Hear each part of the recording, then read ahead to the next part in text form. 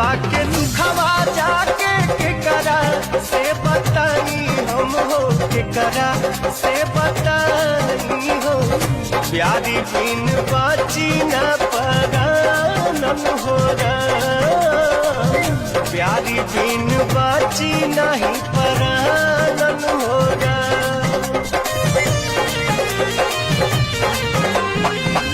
समझत न बाटे दिलवा कैसे समझाई हो, कैसे समझाई हो। रूपवा से हटत नहीं के ध्यान हो रूपवा से हटत नहीं के ध्यान हो मन करे मर जाई खाई के जहरिया, सुन लागे उनका बिन संसार।